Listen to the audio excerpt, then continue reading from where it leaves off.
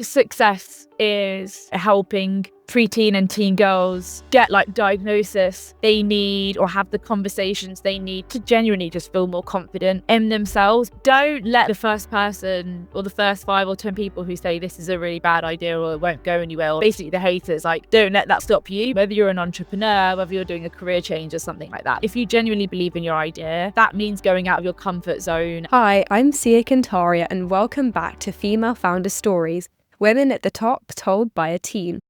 You and I are going behind the scenes of entrepreneurship, hearing about the grit, the setbacks and the breakthroughs it takes to build something real, told in a way that makes you think, I could do that too.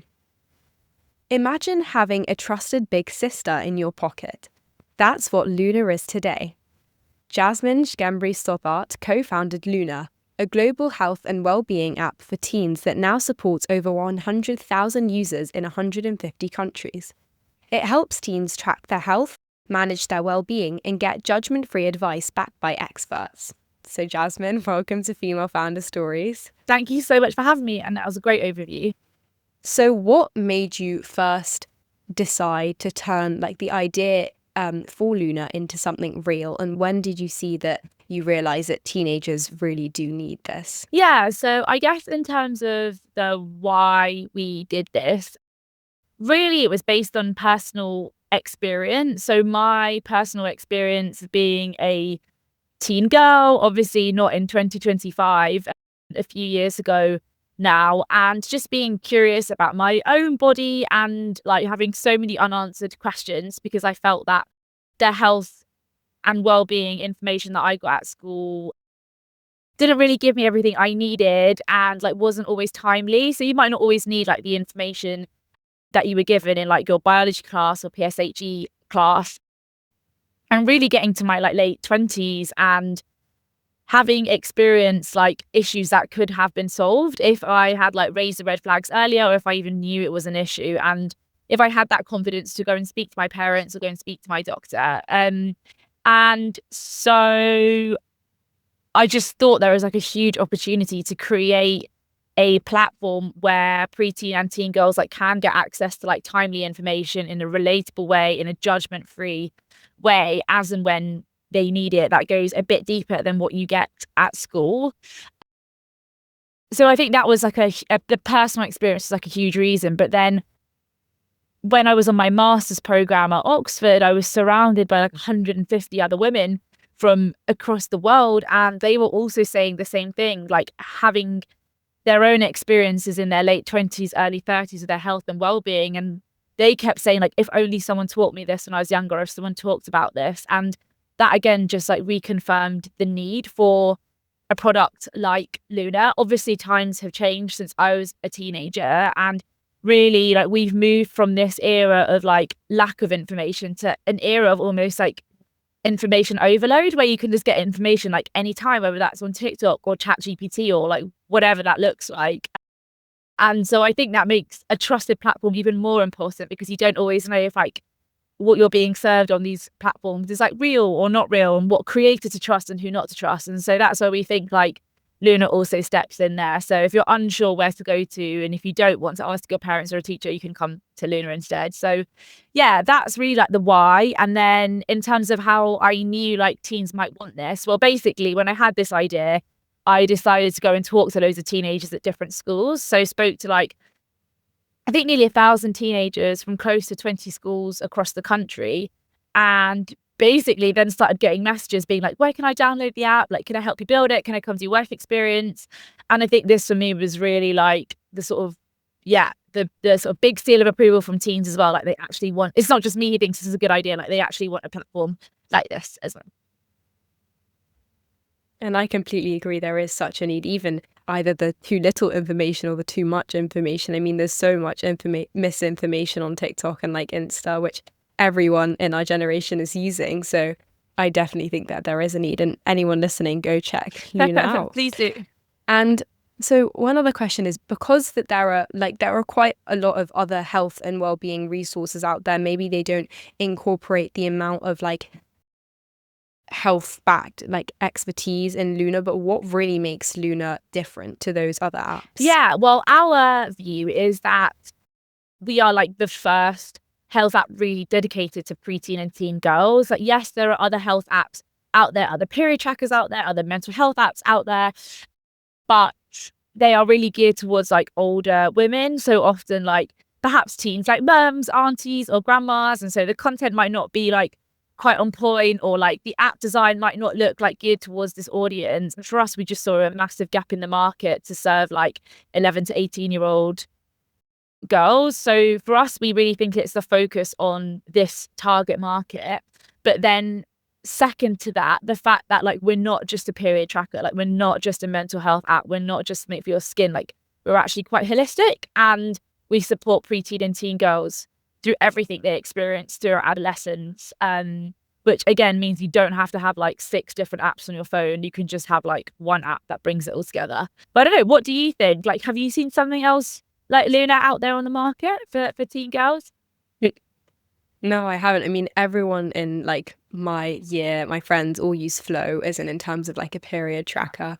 But I think that there are kind of unanswered questions and things like that that you can't get in one place. So I guess that is what Luna's useful. I know that some of my friends who struggle with like anxiety or things like that, they have like a breathing app, which like you can like, I'm not even sure, you like press it and then you do some deep breathing techniques and things like that. But I mean, I've never heard of something which has incorporated everything in one, which I think is really useful because, like, as you said, there's so many different platforms and different areas where you can be getting information from, but it's so much easier that you know that there's somewhere trusted and in like one single space.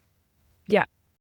And so every founder faces setbacks. That's something that I've like heard from so many different people. But what's been like the hardest part of building Luna? And how did you push through it? There are so many hard parts, I think, and it doesn't really stop. The challenges just change, I would say. I think to begin, like the hardest challenge is really like bringing the idea to life, which in my case, because I'd just gone and done my master's program, I spent like all of my savings basically on this MBA, which meant I didn't have like any spare money to put into my company. So it meant I had to immediately go and raise investment off the back of this idea. And I think convincing people that this was a product that teens like want to use and that parents would pay for, so they've got access to this trusted platform, was really like tricky when I didn't have any like metrics or anything really to like show for it. You know, I had a lot of people tell me like, oh, teen girls would never use this, teen girls don't need this, like there's not enough teen girls in the world, which like blew my mind. There's 750 million like teen girls in the world. And so it took quite a lot of time and a lot of grit and resilience to get that first yes from someone, to be like, actually, no, like, I actually really believe in this idea. In fact, this person had a teen girl himself, and he was like, I actually think my daughter could really benefit from this. So I really believe in you guys, and I want to, like, you know, invest in your company. And so I think, yeah, I think that was like the biggest challenge, because there were so many times where I was like, do I just give up? Maybe this is a bad idea. And you start like doubting yourself. But then, you know, you finally hit like one person who's like, no, I really believe in you and I believe in what you're doing. And then it all starts to build up basically. But yeah, I mean, the challenges now, like 3 years on, are, you know, very different. It's like, how do we get from 100,000 to 1 million members? How do we keep like the teenagers on the platform? Like, how do we stop like competitors or other people being like, actually, this is a really interesting market, like why don't we go into it? So yeah, those challenges, they just always continue basically, and they just evolve into something else to be thinking about. I mean, they never go away. I guess that's what I've heard, even from other founders too. Entrepreneurship is a full-on, more than a night. Exactly. But that's what keeps the job exciting, right? I mean, how boring if you just solved everything and then you just had to like do your day to day and that was it. I mean, it's it keeps me up at night, don't get me wrong, but it feels really good when you're able to like close something down and be like, yeah, I sorted it, or like you figured it out. So yeah. Completely agree. And so since Luna is made for teenagers, what is a piece of advice that you would give to someone like my age, teenage age, who wants to create something that helps people of their own age? Oh, good question. If you really believe in what you're building, don't let the first person or the first 5 or 10 people who say this is a really bad idea, don't let that like stop you, because you're going to hear that in your life no matter what you're doing, whether you're an entrepreneur, whether you're doing a career change. If you genuinely believe in your idea, don't stop at that first hater, don't stop at that first hurdle, find a way to make it happen. And if that means like going out of your comfort zone and looking somewhere that isn't in your immediate network of like school friends and teachers and parents, and actually like you going completely rogue and going on LinkedIn or wherever that might be to find someone to help you do it, then you should totally do it. Because it's really hard building something from scratch. But the ones who succeed are the ones that keep going and they don't just give up immediately. I think that's great advice. I mean, keeping on pushing through, and that really shows us the grit and determination that you do need to be an entrepreneur. Especially a female entrepreneur as well, because it's, you know, sometimes it's even harder for us. But on the flip side, there's so many great like female networks who are trying to pull like women through and trying to help like young girls and teens as well. So I would also say like maybe search out those networks and communities that are doing that, because there could be some really valuable advice there as well and support. And do you think, other than, I mean, you mentioned about the investment, that maybe also because you are a woman, that it was more difficult to get funding for Luna. Do you think that there were any other like real kind of issues that you saw that as being a woman really stood out for you, that you weren't getting kind of the same treatment or the same people like respecting your ideas or things like that? Yeah, I mean, it's very difficult because I'm not a man, so I've not ever like sat and done the same process like from a male's perspective. Yeah, of but I course. have heard like questions are different based on your gender. Men are typically asked about the big vision and how big this could get, and whereas on the flip side, women are typically asked less around the opportunity and more around challenges and risks and things like that, which can sort of shift the narrative when you're having these like investment conversations. I think things like networks often play like a bit of a role in these things. Like there are a lot of like old boy networks that exist. And I think there are more and more like women networks that are like coming through, but those old boy networks and who knows who like really, really still do exist. But that said, I am really lucky to have some incredible male investors like who have got behind us. Perhaps that is because they have daughters and they're like, oh, I really believe this needs to exist, or a niece or whatever. Yeah, there are still like lots of challenges with being a female founder.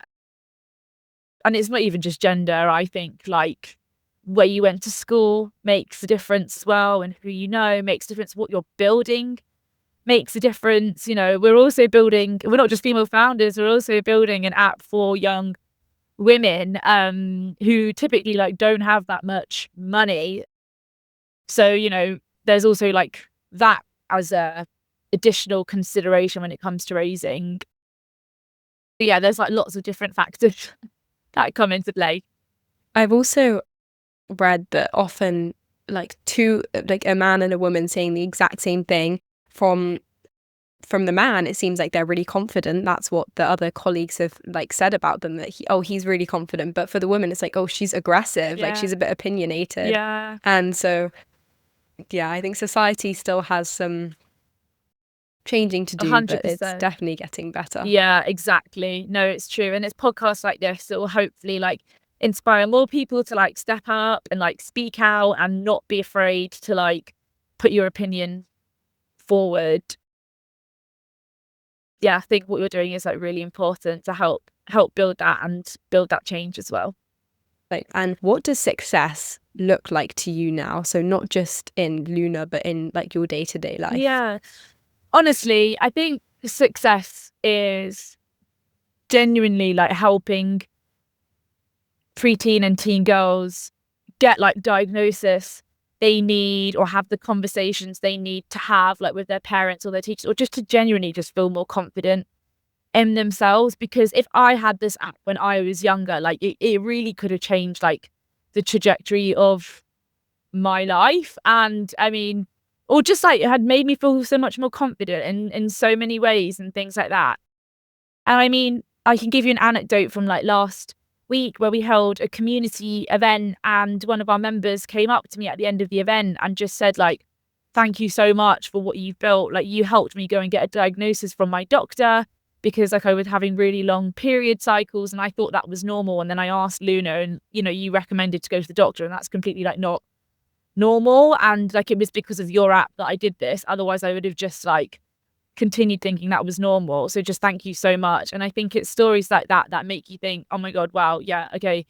The long nights and like the stress is seriously worth it, because you are really like changing the lives of teen girls. And yeah, I know that really like touched me, because sometimes you can be so like deep in the weeds of like, just trying to make it work or figure out like what the next step is, that you forget the bigger picture and like the real impact you're having. So for me, it's if I can genuinely help, even if it's a handful of teen girls, then for me, that's like success. Although I know it will be millions and not just a handful.